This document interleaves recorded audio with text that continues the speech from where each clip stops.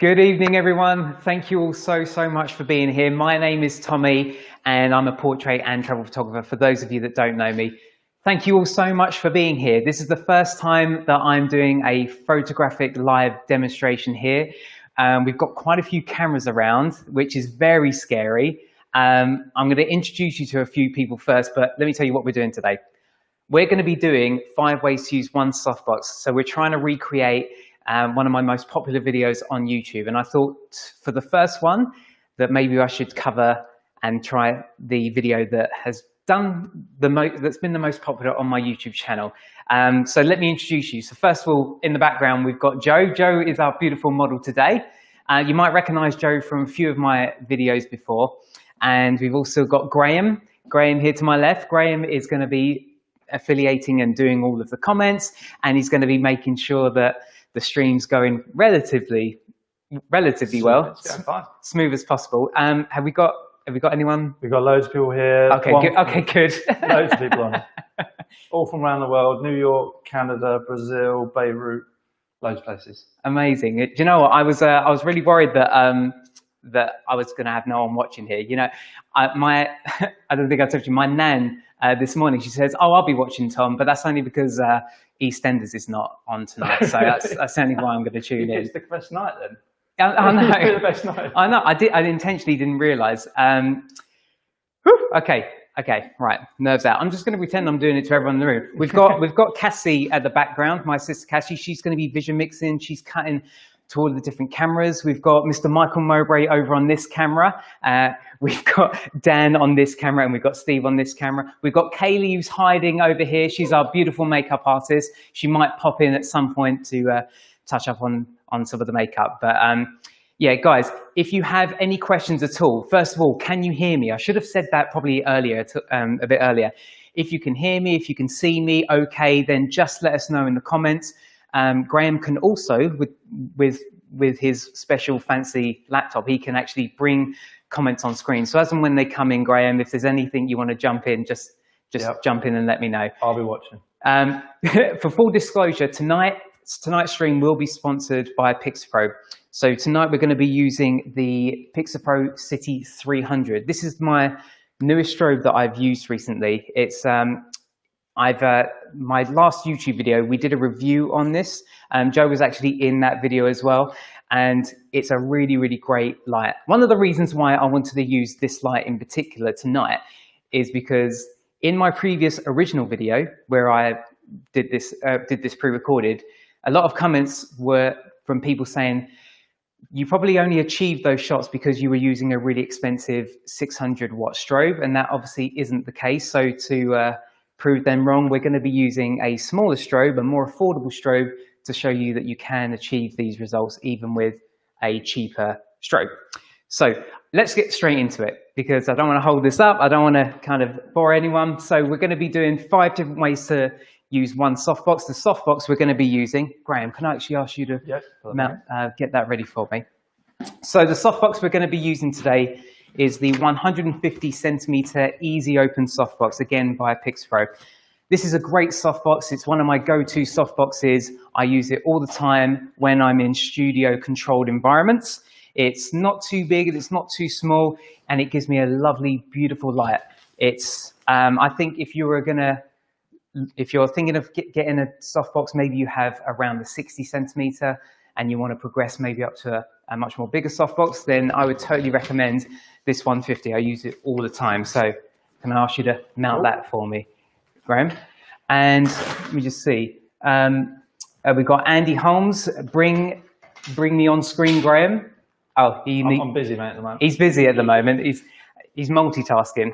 We've got Kevin Hamill, good audio. Good, thanks, Cassie. Thanks for sorting us out. Mark Chambers, all good, all good. Yes, fine. Yes, loud and clear. Okay, that's awesome, awesome. And my fiance's watching. Hi, Emily. Thanks for watching.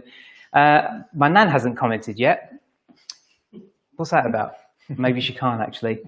Picked up the 170 and 120 myself. The 170 is great, but rather huge. That's from Richard Bradbury. Yeah, that is pretty big. Do you know what? I used that one a couple of years ago, the 170 in particular, and it was almost too soft. I actually had to use the grid because I felt that it was just too soft of a light. I don't know if that's even possible.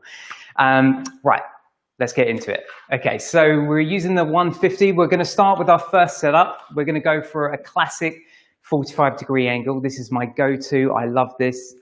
It's kind of the first angle that I would tend to go with. We're going to look at feathering the light as well, but before we get there, let's just actually take a shot and make sure that this is all working. This reminds me of doing demos at the photography show, and the first shot usually is always the one that messes up on the tether. Let's see if the tether is actually behaving and see if it's doing its thing. Right, are you ready, Joe? Are you good? You ready? Okay, so I actually forgot my light meter today, which is very silly of me. So we're going to just do this by eye. Okay, so a tip actually before I get started, a good tip and a good rule of thumb, if you want to get kind of a good range or kind of get your catch light looking really nice, is my go-to is I generally go to the model's eye line, and then when I can just see Joe's eye line right there, that's it. At the bottom, when kind of the bottom meets the model's eye line, that's generally my starting place. That's where I like to start. Okay, so let's give that a go. So setting wise, I'm at 1/60th of a second at f5.6 at ISO 200, and I'm using a 50mm f1.4. Mike, do you want me to now address this camera, or you good? Yeah? Okay, cool. He's giving me the nod. And then Graham, any comments that come on screen, just ping them up on screen, just to know that people's comments are coming in. All right, Joe, are you ready? I'm ready. All right. So just to prove that the lighting, the ambient light in here is not making a difference, I'm going to take a shot without flash. Let me just get a quick test shot, Joe. So don't worry too much about what I'm doing just yet. We're just going to take that was good. Let's pull any face. So you can see, looking at that, and hopefully Cassie's bringing it up on screen. Yeah, she's giving me the thumbs up.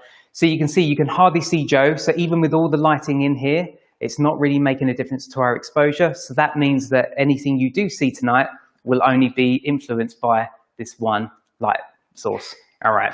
Ed's just come in with a question. Yep. He's asked, is most of the light going over the model now? Obviously, you've just shown that the overhead lights aren't affecting the light, but is the light coming over, is that going mostly over the model at the moment?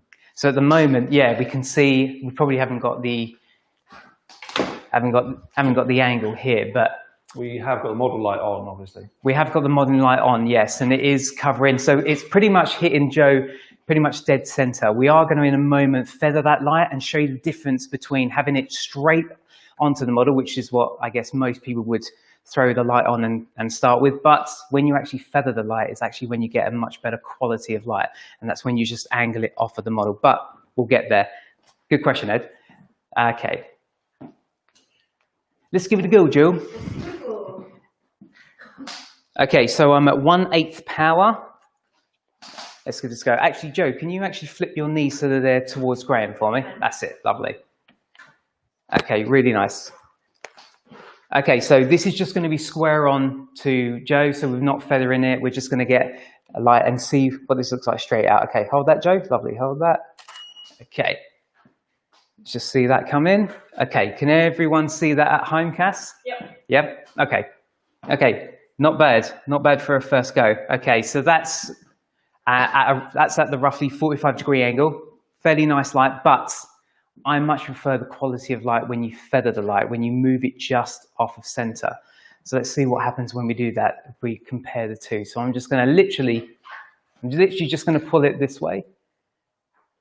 So I've not moved it that much, but if we actually look at this angle, it's almost coming right past Joe. It's not really hitting her. It's going to come right past here. And what we're doing is we're getting the feather, the edge of that softbox. We're getting the quality of light coming off of the edge of it. And that, for me, is the better quality of light. So let's take another one just to compare the two. That was just a question we just had coming in, actually. Yep. Saying, is it a good idea to not point the softbox directly at the model, but just give her a flow of light that is coming off the edge? Yeah, 100%. Who was that by?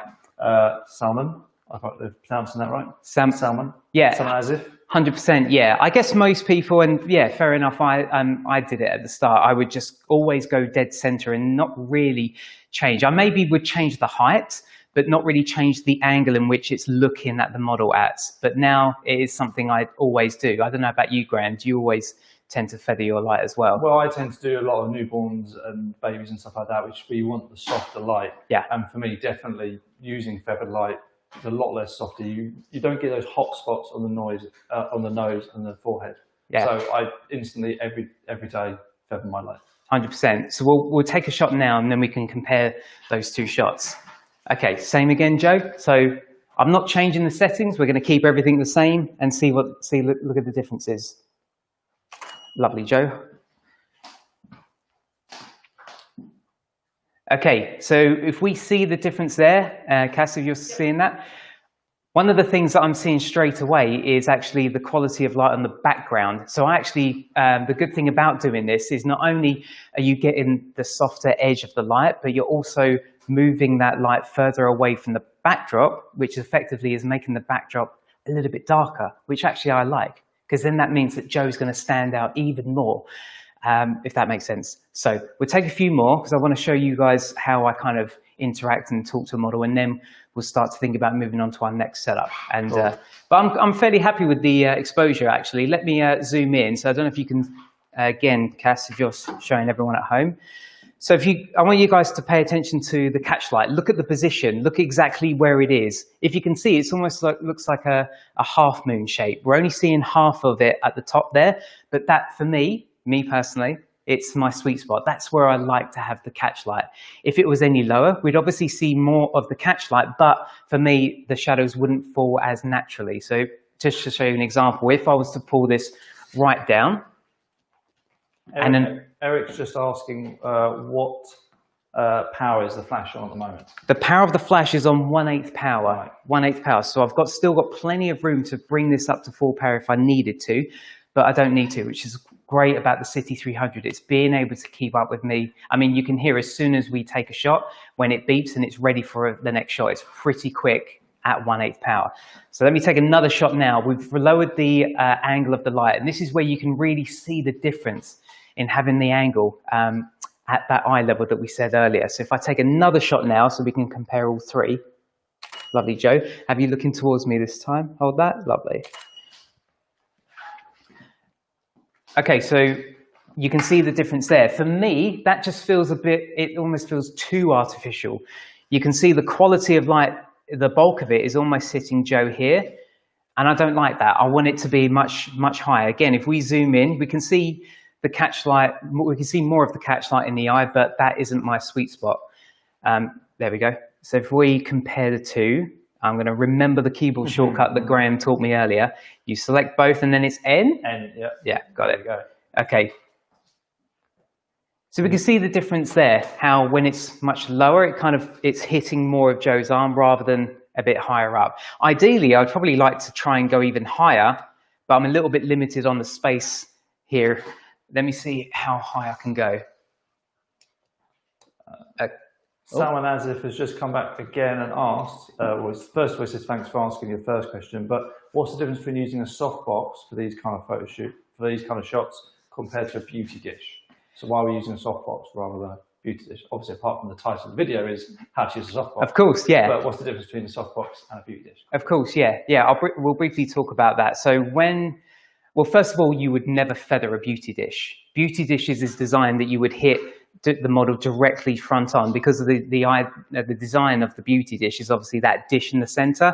That's going to be the softest part, because the light isn't coming through and hitting the model in center, because it's hitting that dish first and coming around. So you would never feather it, first of all, and then it just gives you a different quality of light. So it's going to be more specular, it's going to be more contrasty. So it depends on what kind of thing you're photographing. Me personally, I tend to go for softboxes. They're very, I think they're a good all-rounder, whereas with a beauty dish, I would tend to kind of save your beauty dish more for editorial, kind of fashiony work. But for everything else, for most things, I would use a softbox. But I will be doing a video very soon on my YouTube channel comparing the differences between a softbox and a beauty dish. So please check out that very soon. That'd be a great question. Graham, are we bringing comments on screen as well? Yeah, some of the larger ones don't seem to be coming up, so only do the beginning of them. Okay, cool. No, that's fine. There was another question by Travel Ray. He's basically saying, what's the name and model for the light stand you're using at the moment? What's the good question? So that answer, it should be in the description. Depending on where you're watching this, if you're watching this on YouTube or on Facebook, it should be in the description of this video. There are affiliate links, but this is, I forget the exact name of it, but it's basically a C stand on wheels. And we are also using a heavy duty boom arm as well. This will come in useful later on when we do our other setup, our overhead setup. But the answer to that should be in the description of this video. All right, what was I gonna do? I've totally forgotten. Let's take a few more shots and let's just banter, Joe. All right. Oh yeah, that's what we were doing. I've raised it up even higher than eye level just to see what it looks like, and I feathered it. So we're trying to combine everything that we're doing so far with this 45-degree angle. Okay, Joe. Okay, let's have your knees more this way again. That's it, lovely. And let's have actually your eye line kind of up here as well. Actually, let's bring this shoulder more towards me here. That's it. That's it. Hold that for me. That's it. Okay, that's looking really nice. Let me come back a little bit more. So Joe, every time you hear the click, I want you to change it up for me. So your key word is to fidget. That's lovely, actually. And we get a little bit closer in. That's it. Yeah, just keep fidgeting, keep playing with the hair. That's lovely. Okay, hold that. So Joe has magic hair, by the way. I only know this from obviously working with Joe before. So Joe, I want you to do me a favor for me. I want you to see if you can bring your hair over to this side for me. So Joe has the ability to just throw her hair the other side and it just looks great straight away. Yeah, that looks cool. Okay, there's same again. That's it. Hold that. Lovely. Then just keep fidgeting. That's it. Chica's just asked. Hold that. Great. If it's still a good idea to feather the light when you're using a grid on the softbox. Say it again, sorry, Graham. She's asked, is it still a good idea to feather the light when you have a grid on the softbox, or you just not bother? So when you have a grid on the softbox, the idea of the grid is that it stops the light from feathering out left and right. So ideally, I wouldn't. If I was going to feather the light, then I wouldn't have the grid on. So if I'm using a grid, it's because I don't want the light to bounce out left, right, center. I want it to be channeled forward. That's when I'm intentionally going for a contrasted look, even more contrasted than when it is front on. I hope that answers your question. So yeah, use a grid if you really want it more contrasty and when you want to cut out the light around, even on the background, and then save your feathered look when you take that grid off, all right? Okay, how are we doing for time? 18 minutes in and we've only done setup 1. We better move on. All right. So setup 2, remind me what setup 2 was. Setup 2 is clamshell. Clamshell. All right. So as we, Graham, if you wouldn't mind helping me go into clamshell. And while Graham's doing that, I'm just going to check some of the comments. Watching on YouTube, don't see in light stand info in show notes. So the light stand info, so we're at 1/8 power. I've not changed the power of this yet. We're at 1/8 power. And my settings, if you need reminding, is at 1/160th of a second, f4.5 at ISO 200. Those are my settings. I'm going to see if I can stay as close to that. If I do change anything, it'll be my aperture. I won't be my aperture. I don't know I said it like that. But I'm not going to change my ISO and shutter speed. That's it. I had a mind blank then. Okay. Okay, Andy Holmes says clamshell is my fave. So what clamshell is, for those of you that don't know, is we're basically going to clam the model inside of this little gap. What we're going to do is we're going to position the softbox up higher in front of Joe, and then we're going to have a reflector just underneath. So we're kicking a bit of light on the unlit sides of the face on the shadows down here. So I'm going to bring this up here, and this is why this stand is so useful. Having it on wheels is amazing. Another nice thing about having the boom arm is that obviously I can boom it slightly off center so that I'm almost not hugging the light stand. So before I got a boom arm, I was having to shoot like that, which is fine. It's fine. There's nothing wrong with that. But this just makes it just that little bit easier. Okay, that's really cool, Graham. Thank you. That's as low as it go, I believe. That should be all right, actually. It should be a good angle. Okay, so as you can see, we're literally clamming the model in. I don't know if camera guys, how well you're going to see Joe, so sorry about this at home. Actually,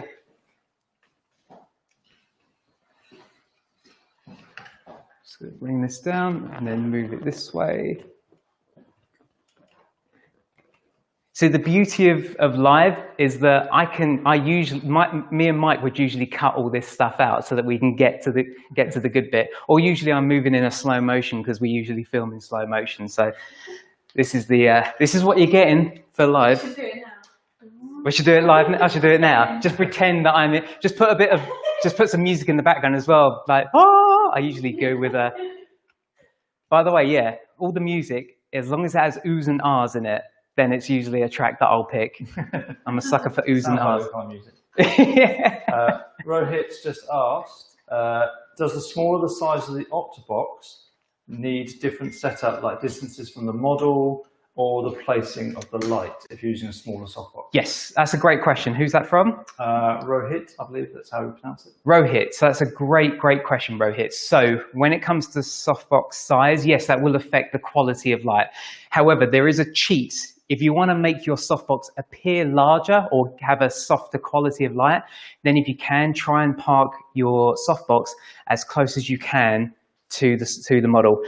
The more you park it away, then the harder it's going to look. So if you want it to appear like maybe a 150 centimeter softbox and you have a smaller one, then try and park your softbox as close as you can and it will almost appear like a larger softbox, if that makes sense. So yeah, great question. Yeah, if you want your softbox to look larger, just try and get it as close as you can. Okay, are you ready, Joe? I'm ready. Sorry. So even these little reflector arms that we're using, they're really inexpensive. Again, they're from the PixPro website, which is the sponsor for tonight's stream. I'll admit I don't know how to use it properly. Just go. No, it's all right, man. It was just a thing at the back here that just needed tightening. He says.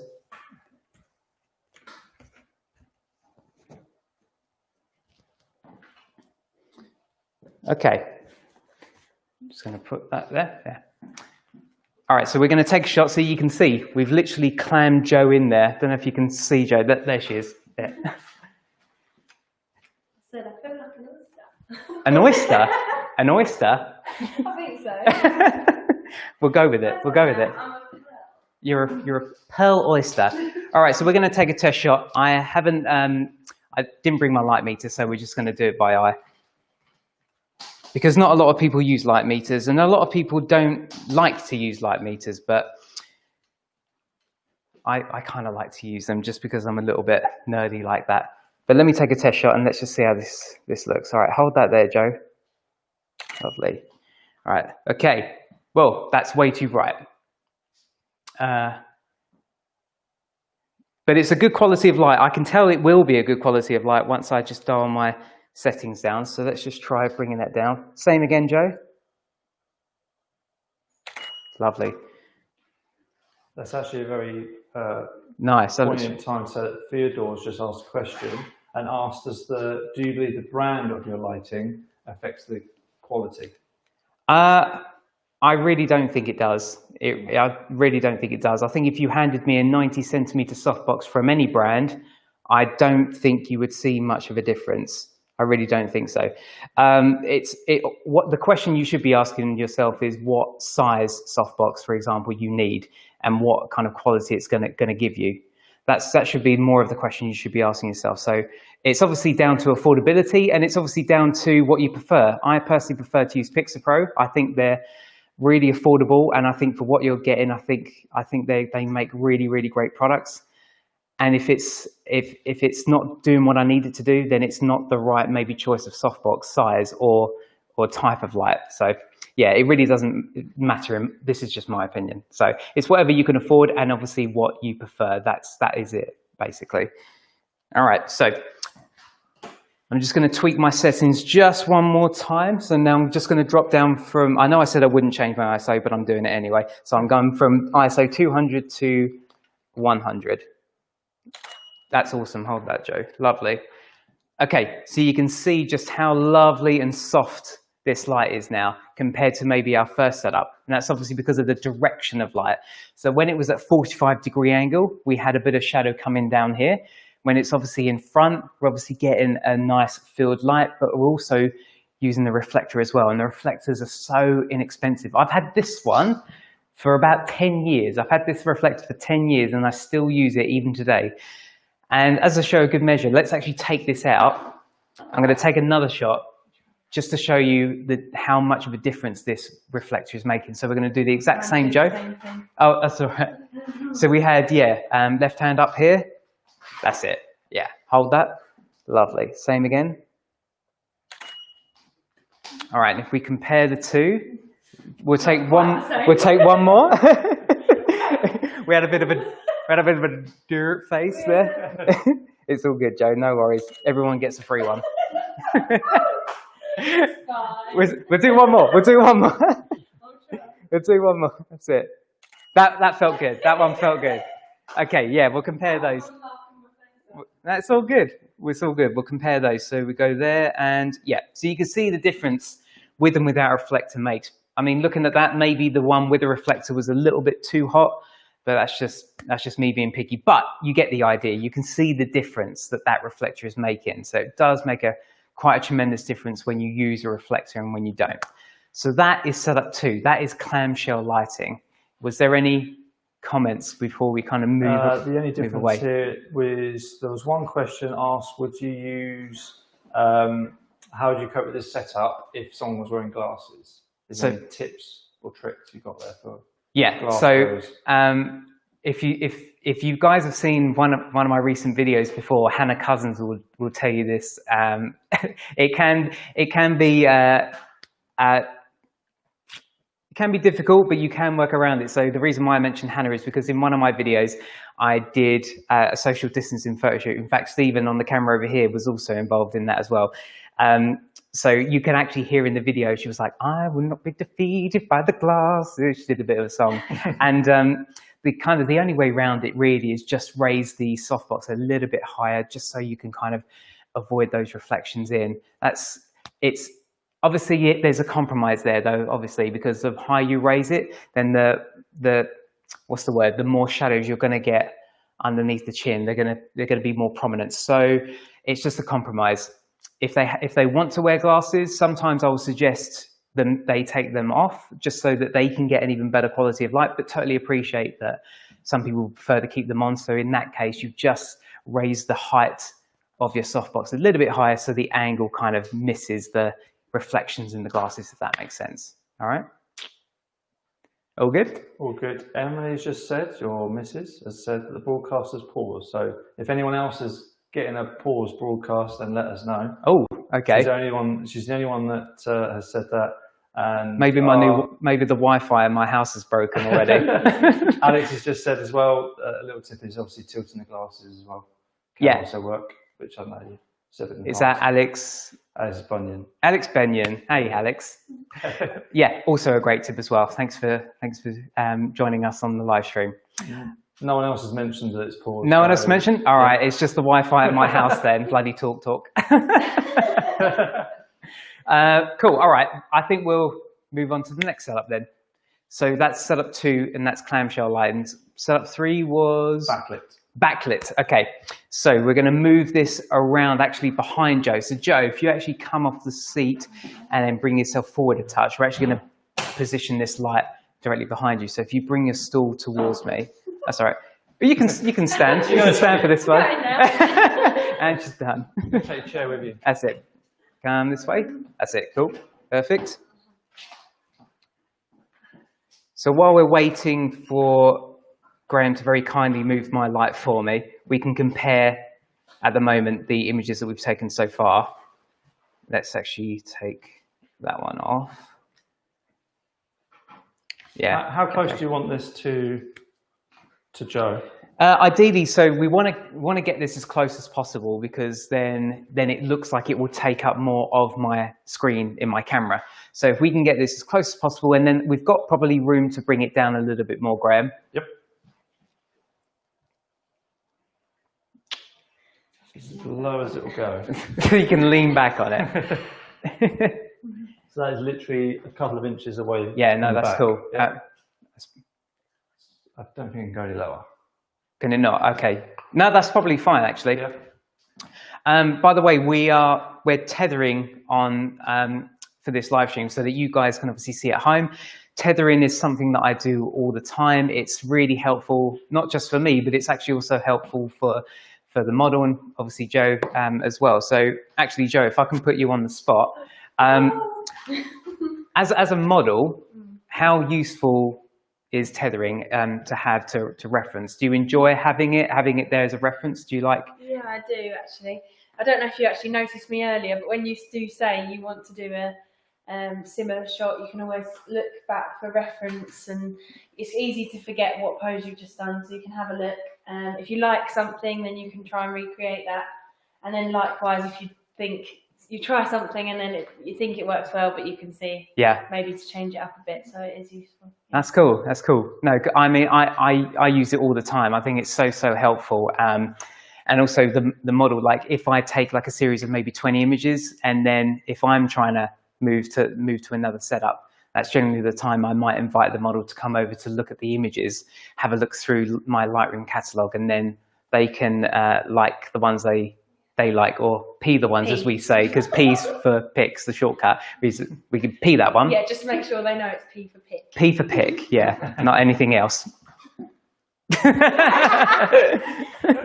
do anything else on the Don't do anything else. All right. So this is backlit. So because this is going to hopefully give us a silhouette effect, Joe, it would actually be nice if we could actually move you completely to the side. That's it. And then we can get your profile. Okay. So you'll just be a, so you'll just be a silhouette. Maybe we could even, because it's going to be a silhouette, maybe you can get the model's arms involved. So maybe, Joe, you can like bring your arms up and just fidget around here so that we can see the shape of your arms and the shoulders and your jawline.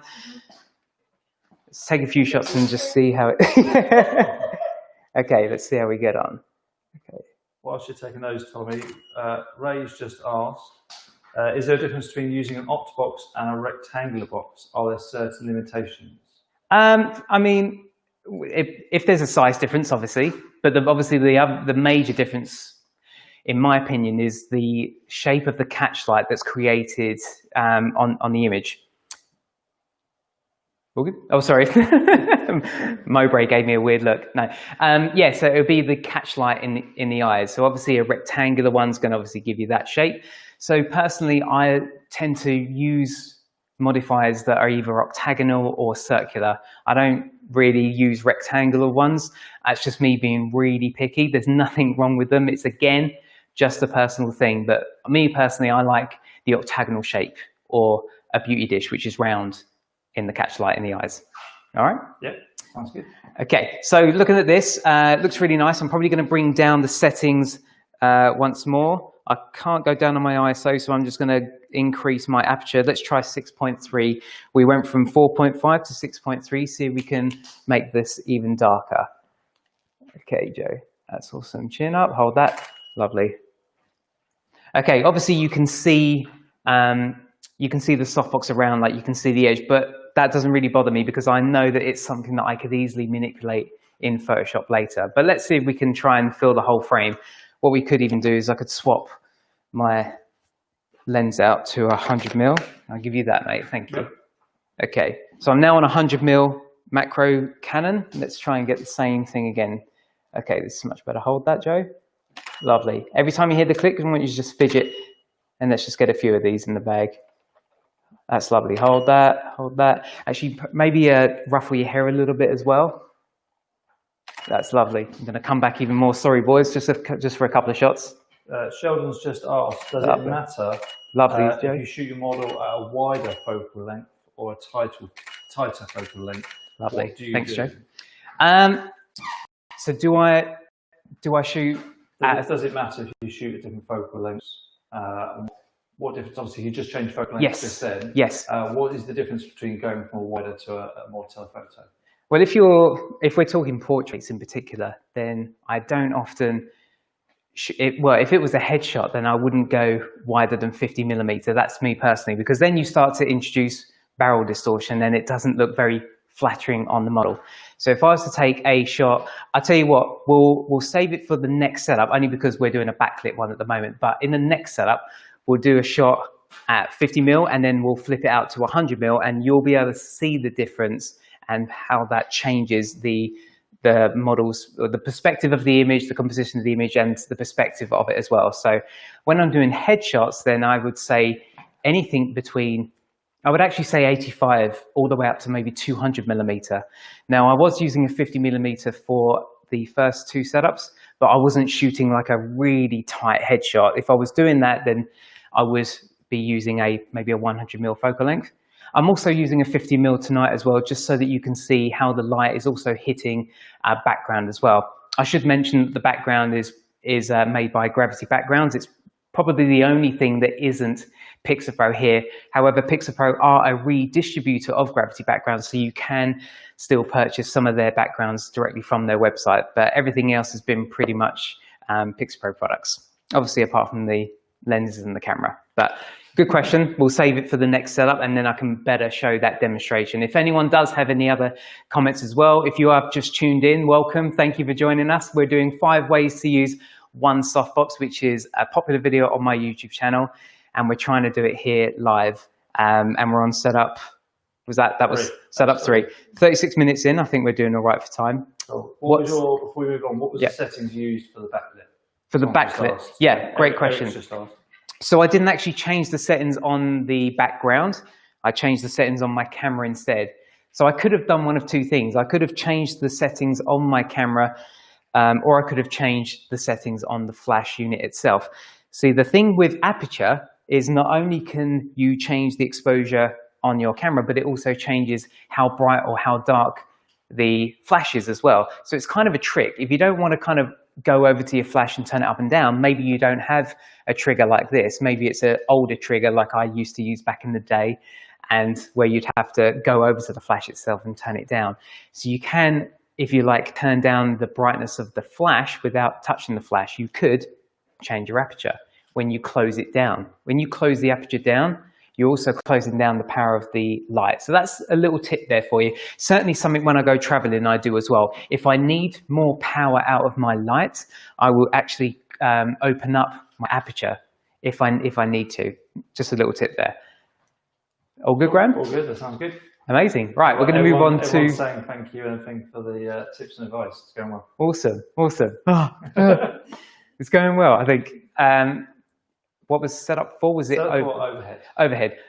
Maybe we'll save that question for setup 5 then. It won't be as good of a demonstration on this one, but it's still a cool setup. So this one is going to be an overhead one. So this is where the boom is going to really help us out. We're going to literally place this over the head of Joe without breaking the studio. We should have enough height.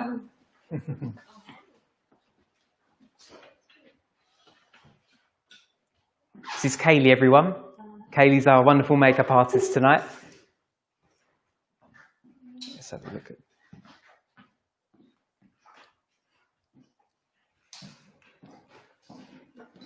Can you show us the shots from setup 3? Jenny Pattenden. Of course I can, Jenny. How you doing? So we're going to bring those on screen now for you. Cassie, is that all good? Yep. Okay, so again, I know I said that we could see the edge of the softbox, but this is something I can easily manipulate. When I go to the ends, this is more the 100mm. So you see, you need to be aware though that you get this kind of haze effect, obviously because the light is traveling directly into the lens. So this is something you just need to be aware of. If you move slightly off center, then that is one way you can avoid that kind of glare in the camera. Having a lens hood does obviously help with this as well. I didn't have a lens hood for that 100mm, but I do have for that 50mm. So looking at this one, it's probably a better example of a silhouette effect. And then I would just then simply crop in to that. I don't even need to crop in, as I say, I could easily Photoshop that corner out. That would be an easy job to do.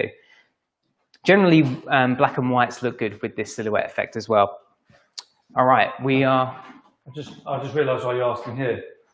Yeah, because Graham has much taller toes than me. That's why. Okay, if we can. Do you want Joe further back to yeah, the background now? Yeah, we'll bring you back a little bit further, Joe, and then we'll just angle yeah, right there. A little bit more. That's it. Yeah. And then we'll just park it in a little bit more. Okay, and then do you want to take a seat again? Just sit down, Joe. Just sit down. I'm gonna flip back to my 50 mil. Okay, again, I don't have a light meter, so we're just going to take a test shot and see how we get on. So, Joe, because we are using an overhead light, I'm going to need Joe to be consciously aware that her key light is obviously from above. So if you can keep your chin a little bit higher for me, Joe, that'd be great, because obviously that light's coming down and we want to see some of the face.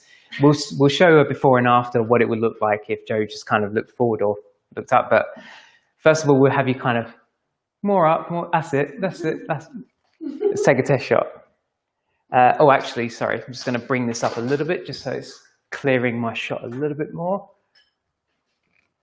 Oh, Graham, you mind giving me a hand? I really. You're the one that goes to the gym. I don't go to the gym. Oh, it's because it's up all the way. Oh, okay. I thought I was really weak then. Oh, that's what we're all the way up now. that's good. Well, let's see if it still works, shall we? We'll see how robust they are. It's part of the test, yeah. Yeah, I'm still reviewing it. Okay. In action, real world review. Yeah. Okay. Okay, very moody, very dramatic. Notice how the light quality has changed dramatically from the other setups that we've done previously.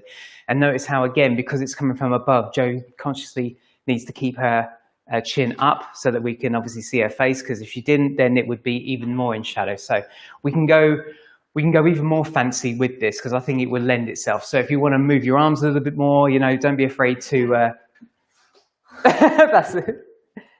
Okay, yeah, that's lovely. Hold that, Joe. And then eyes to me. That's cool, awesome. And then bring your arm around here. That's it, yeah, hold that. And then eyes back to me. Great, really, really nice, Joe. That's cool. Paul's just asked on Lovely. Facebook. Relax. It's moved. Paul's just asked on Facebook. Hi Tommy, I use speed lights. Can I get the same quality, or is there just not enough power in speed lights? Someone else asked about using a Pika 200, which is a bit brighter than normal speed light. Yep. Could you get the same effect with a Pika 200? So you're answering two questions in one. Yes, yeah. Well, I think the speed light one's probably more important because it's so much further away in power compared to the 300. And the answer is yes, you can absolutely get, you could use a speed light here as well. So looking at the settings, I'm at 1/8 power at 6.3. Now, remember I said earlier that you can manipulate the flash power by changing your aperture. So yes, I'm at 6.3. I mean, my maths isn't great, but I would predict that you might be looking more towards the top end of the power of the speed light. You might be looking more towards full power. I reckon you could still do it, but if you wanted to give your speed light a little bit of breathing room, then maybe try shooting these shots at maybe f4, and then that would mean that you can bring your power down. So just to prove that point, I'm going to go to f4. So I'm going from 6.3 to f4. Now this will come out brighter, but that's going to mean I can bring down the power of the flash, which means it's not working as hard. So we're going to pretend we're using a speed light for a minute, and I'm going to shoot at f4. I'm going to bring my power down. I don't know exactly how much because we're not using a light meter, but we'll get it. We'll figure it out in a few shots. So I'm at f4, and let's see if we can get a similar exposure, thanks, Joe, than we did before. So that's actually not bad. I'm quite impressed with that. So again, that's at f4, and now my flash power is at 132 power. So it's much lower, much lower.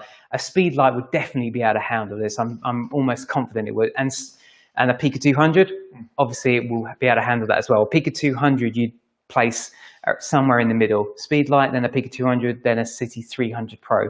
So if you're going to do this with a Speedlight, then for sure you can do this with a Pika 200 as well. I think the main real difference when I've been using different things is just the refresh rate.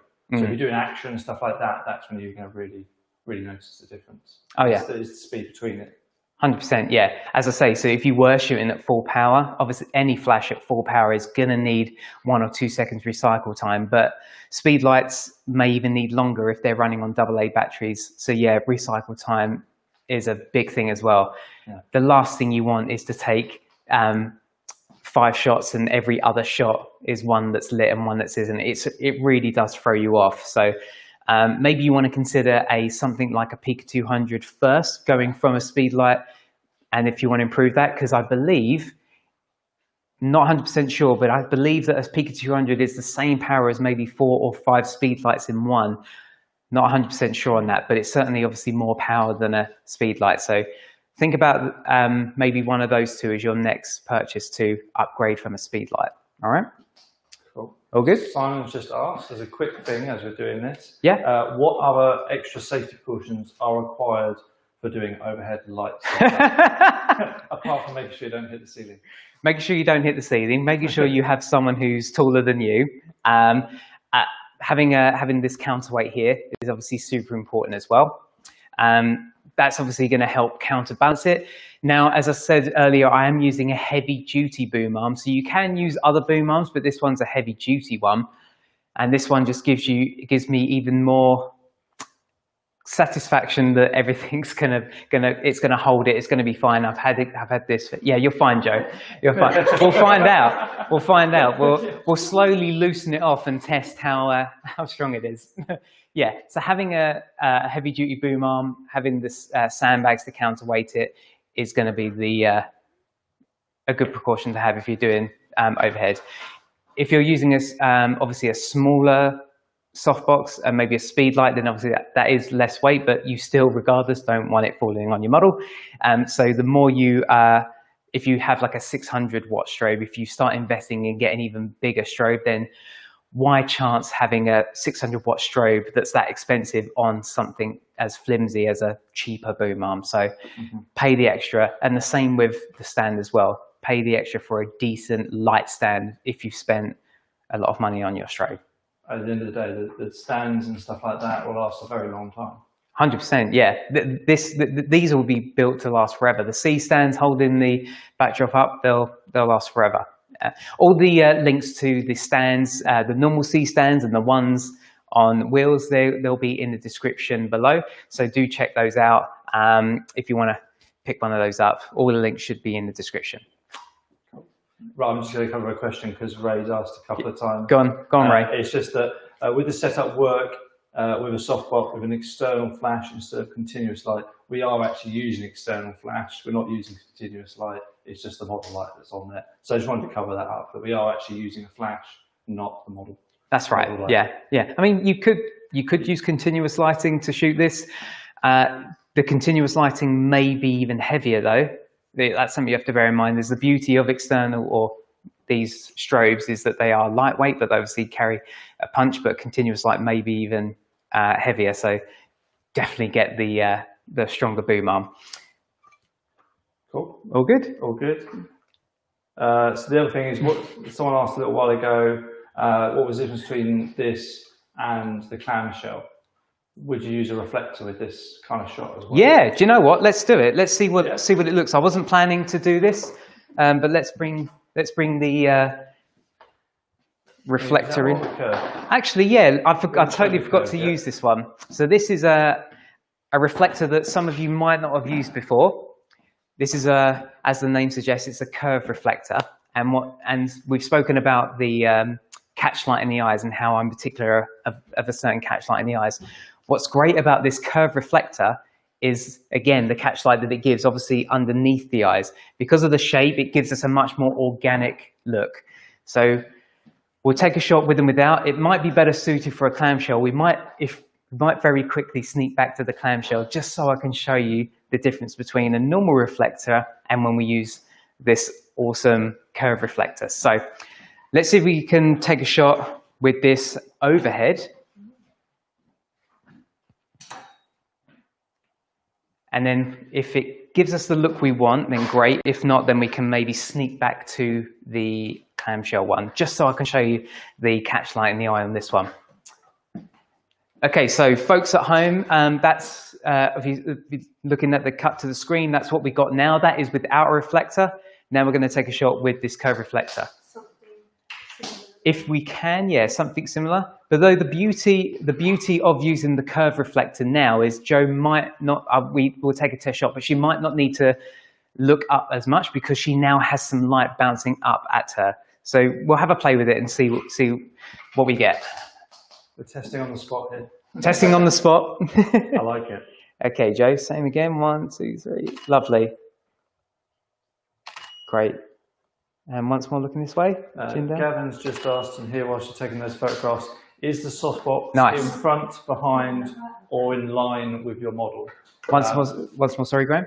So is the softbox in front, behind, or in line with your model at the moment? Where is it positioned? I don't think it's coming across quite clear. Yeah, that's fair enough. Might not be able to see this, see the angle of this, but so Jo is almost on the edge of the softbox here. So she's not dead center, she's almost on the edge. And what's nice about placing your model on the edge here when you're doing overhead is that the light is able to almost come down and come around Jo rather than being dead center. So there's more room here for it to come down, bounce on this reflector, and also bounce into Jo. So it just gives us even more room and even a better light quality. So yeah, so she'll be sitting on the edge, which again is like another type of feathering that we were doing in the very first setup.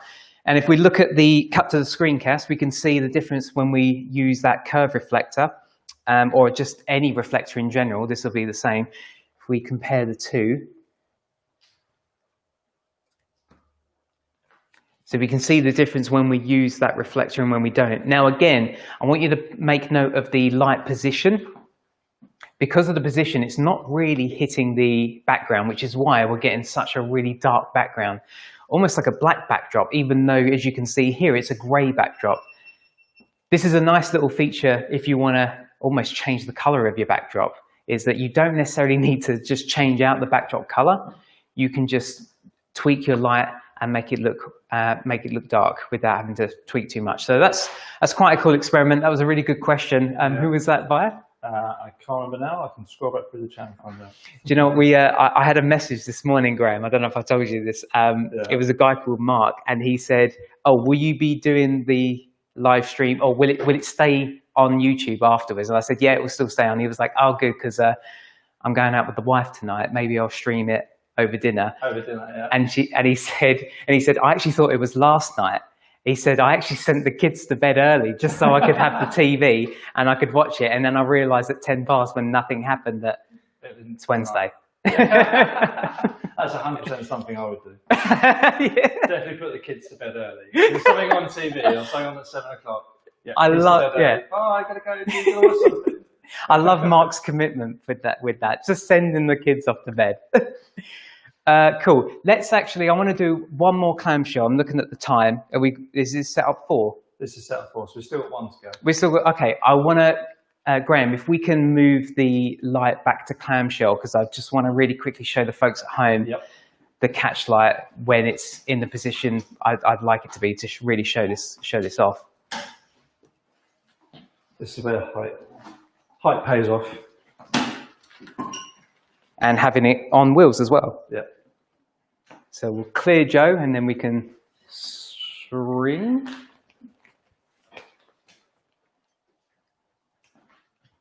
That's it, about there, yeah. About there. Okay. So what I'm doing slightly different compared to the clamshell setup is that because of the curved reflector, I'm intentionally twisting it more down than I did before. I'm intentionally doing that because I really want to show you guys the effect of this curved reflector in the eyes. So let's take, just going to center this a little bit more.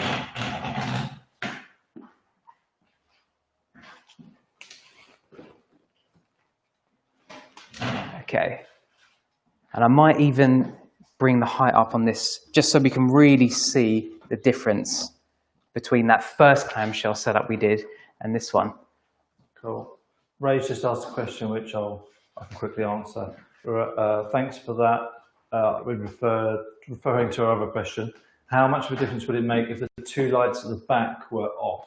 But I think you showed at the beginning that the actual lights in the room, including the lights at the back, are still making no difference. Yes, so if you photography. so if you cut to my screencast, this is the shot that we took at the very start of the broadcast. That is with all the lights on, including those two big lights in the background. So you can see it's not really making a difference to our exposure at all. So it's then a good exercise and shows you that the only thing you're seeing exposed is from our strobe. All of these lights are just to make this room look nicer, basically. It does look good. Yeah, it does look, yeah, I'm really pleased with how this is looking. So we're back to 50 mil. I'm going to flip back to the 100 mil if I may. I'll hand you that. Yep. Thanks, Graham. Okay, so I'll flick to the 100 mil. So we're obviously going to get even tighter crop on Joe, and we should hopefully see an even better result with the catch light in Joe's eyes because we've now effectively doubled our focal length. So I might need to change my settings again, but we'll just take a test shot and see how it looks. All right, Joe, that's awesome. Hold that there for me. Great. Okay, that's pretty good. Okay, so if we give my my laptop a chance to wake up again. While we're doing that, I'm just going to fire off a couple more, but you can see if you've cut to my camera, my laptop cast, you can see right here, I don't know why my laptop's not letting me zoom in at the moment. It's because of this thing. Okay. Nope, it's not. Oh, it's because I'm in library. There we go. All right. So you can see here the curvature of that reflector, rather than just having a normal reflector, which would just be a little square or a tiny little circle, which may end up being a little bit distracting. So in a moment, actually, Graham, we'll flip back to the normal reflector and we'll just do a comparison between these reflectors. So let me take a couple more and then we'll have the other reflector on standby. Okay. Whilst you're taking notes, I can't know how to pronounce this correctly, but Olendi's asked, really nice. Awesome. Do you prefer silver or white lined softboxes? So what is your take on silver or white lined? That's who's that by? I don't know if I'm pronouncing this correctly, but it's Olendi. Okay. Olendi. Well, that's a really apologise. That's a really good question though, because I quite often get that question, especially when it comes to beauty dishes as well. What's the difference between like white or silver? And people have preference. My personal preference is I prefer silver. The reason why I prefer silver is it gives you more of a specular, contrasted look. It's only marginal, to be fair, compared to the white. But another big reason that I choose to use the silver is because it's specular and because it bounces the light a little bit more, I actually end up using less power. So I can actually work my strobe a little bit less using the silver one versus the white one. So that's why I tend to go for the silver one over the white one. It's more specular, but it's actually saving more power in my flash. All right, cool. Let's swap out. As in contrast to that question, because I do more baby stuff, I actually prefer white because I like the softer lights. So there you go. In contrast to that question, was that a pun there, Graham? Was that intentional? There you go. Pun not intended. Pun not intended. Okay, folks, so we're going to now swap out. I know we're going back to our clamshell, but it's just so we can show you the differences between that curved reflector and what a standard reflector that most of us might already have at home does. Okay, same again, Joe. Cool, and relax. Okay, so if we zoom in and if we compare.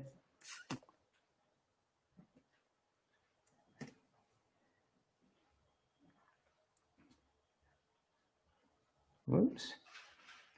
Okay, can you zoom in when you're in this mode, Graham? Yes, I don't use Max. Oh, okay.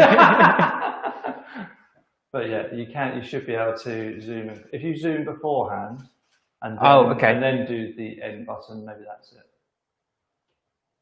Or maybe someone in the comments knows, as clearly me and Graham don't know what we're doing in Lightroom.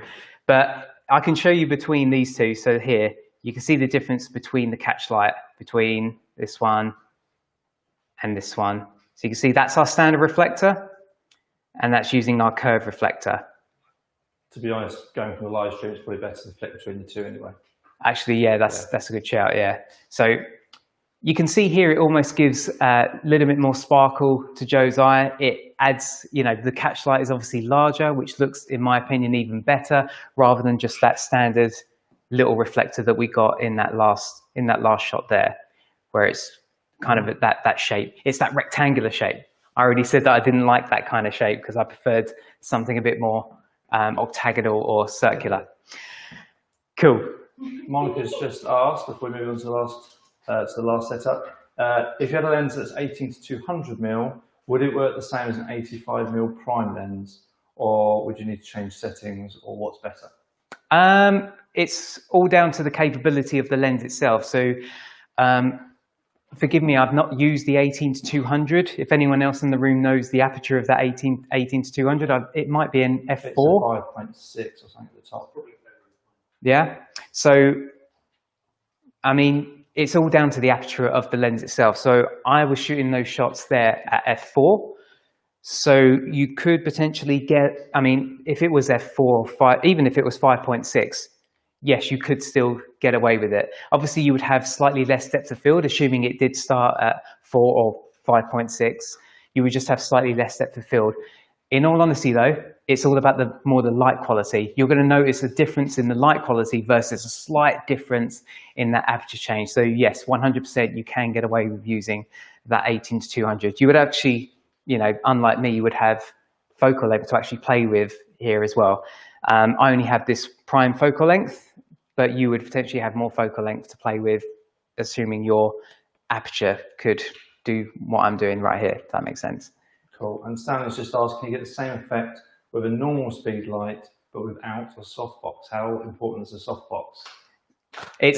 To be honest, it's the modifier that's the most important thing, more important than the light itself you're using. Light is just light. Going back to some of the comments that I got on that original that original video, 5 ways to use one softbox, a lot of comments were from people saying, I only could achieve those shots because I was using a 600 watt strobe. It's nothing to do with the strobe. It was all to do with the modifier. I've said time and time again that you can absolutely do all of those setups and these setups with a speed light. It's all down to the choice of modifier you're using. If you want to replicate these, then get City 300, Pika 200, City 600, get a speed light. But as long as you get this exact softbox or something very close, then you are going to achieve very similar results regardless of the strobe you're using. 100%. I actually used a speed light for about a year, but a really good softbox. I did all my work using a speed light because I'm a portable, doing stuff at home normally for babies and kids and stuff. I completely agree. You can use a speed light and still, with a really good modifier, get some great results. Yeah, 100%. It's more important to have a great modifier than it is to have a very expensive strobe. As Graham said, start with a speed light. There's nothing wrong with that. Buy what you don't have. That's what my friend Andy always says. Buy what you don't have. If you don't have this next modifier, but you have a speed light, then get the modifier first before getting the more expensive strobe. Buy what you don't have first. Cool. Shall we move on to our last setup? Setup 5? So the last one is short and broad lighting. Short and broad lighting. Okay, cool. So let's start.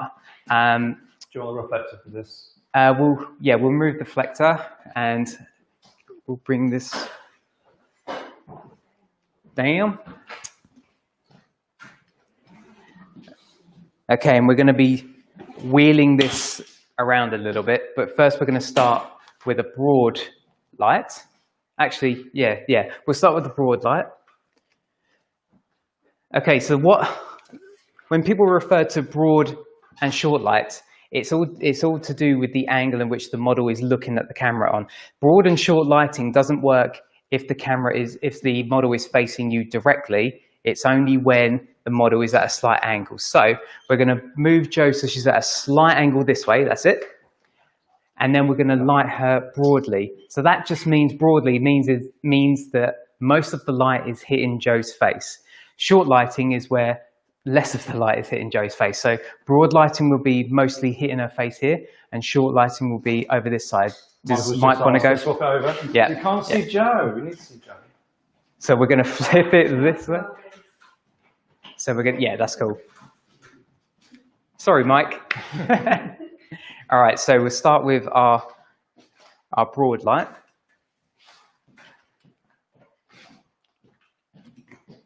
Now, when I demo this, when I'm doing demos at the photography show, it's surprising how different your light can look when the model just changes direction. So sometimes you don't even need to change the lighting direction. All you would need to do is just simply move the model's chin left or right, and it can create a completely different look. Or you can move your angle yourself. So there's three different things. You can either move the softbox, the model can move their face position, or thirdly, you can physically move yourself. Now, for the purpose of this demonstration, we're going to move the softbox, and I'm going to stay where I am, and Joe's head position is going to stay where it is. And we're just going to move the light and show you the difference between broad and short lighting. All right, so we're going to start with broad. As I said, broad means that most of the light is hitting Joe's face.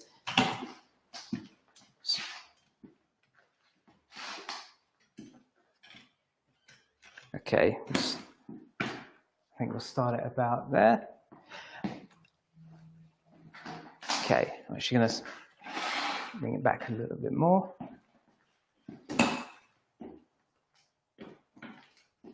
Okay, Joe. So you're gonna, just look at me slightly off center. Can you do me a favor and just brush your hair out, just so we, that's it. Okay, I'm at 1/160th of a second at f5.6 at ISO 100. I don't know exactly if this is going to turn out right, but we'll just take a test shot and just see how we get on. Okay, so Joe, for this, we're going to not have to worry about our hands. This is just a demonstration of how the light's going to fall on your face. So if you can just look slightly off this way for me, that's it, hold that there for me. And if I can ask you for the next couple of minutes to try and, to try and not move your face. Okay, hold that there. Okay, need to crank up the power a little bit. So I'm going to go back to 1/8 power. Okay, same again, Joe. Whilst you're talking about power there, Arjan's just asked, does a bigger softbox need more power to light the subject the same? Yes, it does. Yeah, the bigger the softbox, the more light is needed for sure. And some softboxes will obviously be double diffused as well, 2 layers of diffusion. Some will even have a grid as well. So if you've got a big softbox, 1 layer, 2 layer, and a grid of all diffusion or modification, then yes, you're going to need more light. The more modifiers or diffusers you put in the way of that light, the more power is obviously going to be needed to punch through that. Yeah, for sure. Cool. Okay, so just zoom out, sorry there. Okay, so that is broad light. So most of the light is hitting Joe's face. So now I've got a little mark here, so I'm not going to move when I move myself back. So Joe's not going to move, I'm not going to move. All I'm going to do is just move the light this way, and that's what, not even 90 degrees. And we're going to take the same shot, and this is short lighting. Same again, Joe, lovely. Okay, I probably went, that's probably too short actually. Let's bring that back a little bit.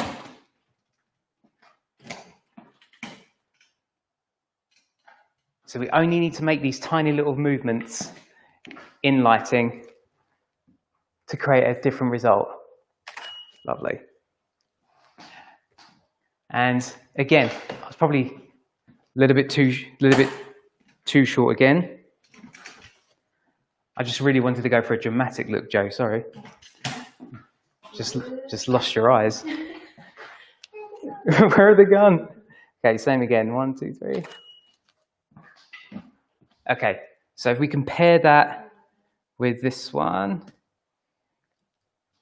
Okay, the difference between short and broad lighting. So we can see the bulk of the light is hitting Joe's face in the broad lighting. If you want more of a dramatic effect, then yes, you can move that light around the edge, and then you'll get a short lighting because less light is obviously hit. It appears that less light is hitting Joe because it's come around the back this way.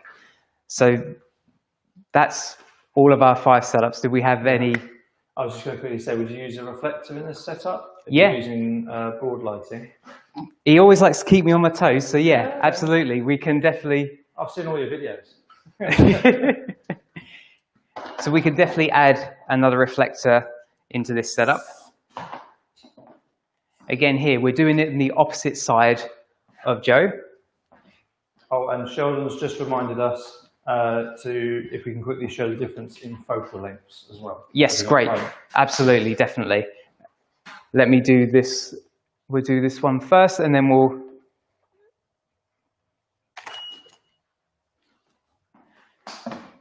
Okay, we can see the difference there with those last two shots. When we use, again, with and without reflector. So it really does show that as cheap as they are, inexpensive as they are, they create and give us a really, really different look. It's always great to have a reflector in your camera bag whenever you're doing any sort of shoot, whether that be a headshot or whether that be anything, just a simple portrait like this. So you really does show that with all these 5 different setups, using only one light can create so many different looks. So you don't always have to have multiple lights in your arsenal. Sometimes just one light and a reflector is all you need. So let's show the difference between that 50mm and a 100mm. Unfortunately, I don't have any other lenses with me. Otherwise, I would have shown you the difference between something even more dramatic like a 200mm. So so we're looking at 100mm. This is a 50mm, exact same again, Joe. Lovely. Eyes over here this way. That's it, hold that. Great.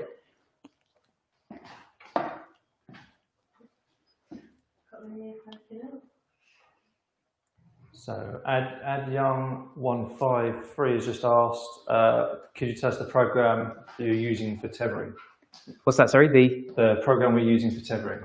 Yes, yeah, we're using Adobe Lightroom. I use it to edit in and also use tethering. So it makes sense that I'm using this. I know that some people use Capture One. To be honest, I've not really played around enough of it to use it as part of my workflow. So to be honest, I prefer to just use Capture One. Also, I've got like loads of different random filters that I have in the, what would it be called? The catalog? Presets. The presets, yeah. I just have random presets that I've built over the years or have bought over the years, and it's nice just to give me a ballpark figure of what the exposure might look like when I've had to play around properly in maybe Photoshop. But it's also nice as well, I can also put it into the tethering program as I'm doing here. So it's just got a minor color tweak on these images here just to give me a ballpark figure of what it could look like. So that's why I use Lightroom. It's kind of multifunctional for me rather than a program that I use just for tethering. Cool.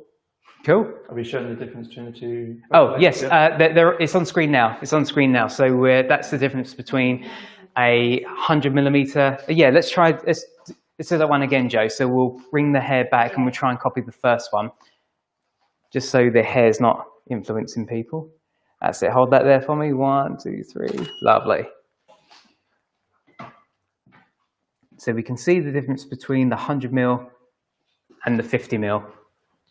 If you've obviously got a camera with great megapixels, then you can obviously punch that in and not see too much quality loss. I'm still using a 5D Mark III, and it still does everything I need it to do. It's, I don't know how old the camera is now, but 22 megapixels or thereabouts is enough for me on this camera. It does everything I need it to do. That's the difference between that. Let's see if I can pull up a quick shot of all our setups all in one. If there are any questions while I do this, Graham? Yeah, sure. So I'm just going to quick flip through any final questions. So if anyone's got any final questions, please throw them up. I'll try and get through all of them. If you've got a small studio, it's a great question for you. If you've got a small studio, can you get the same effect with a smaller softbox? From Jed? Yes, 100%. So I said earlier that if you want to create the effect of having almost a larger softbox, is bring that softbox you have just a little bit closer, or as close as you can without it being in shot. Because the closer you can bring your softbox to that model, the more it's going to appear like you're using a larger softbox without having to buy a larger softbox. So it's a great thing for in a small home studio. And another thing for a small home studio is using grids as well. I know we've not really shown that. We will do that in another live stream if we do another one. But if you are using a grid, it's also good to eliminate the bounce that you might have from smaller size rooms, which I've certainly used. I've certainly used grids to prevent that. Or, as I said at the start, feathering as well. If you don't have a grid, try feathering that light first to try and eliminate the bounce off of the walls or make your background even darker just by simply feathering the light. Cool. Justin's just quickly asked, which of the setups would you use to do headshots for hairstylists' websites? If I was doing a shoot with a hairstylist, I would be definitely using more than one light. I don't think it's you could certainly do it with one light, but if I was being commissioned to just shoot headshots with the intention of selling hair or showing off the hair, I'd have to use at least 2 lights. So I would obviously have a key light and then have that second light maybe behind the model pointing at the hair for sure. It would need to be at least 2 lights, and then maybe use multiple reflectors as well, just to try and highlight obviously the work that's been done on the hair. So I would need to use at least 2, I would say. Cool. Wes has just asked, please make another video showing your settings with each picture. I never get my sharpness right. Should I buy a more expensive camera? I'm on an 80D at the moment, but looking at a 5D. Okay, yeah.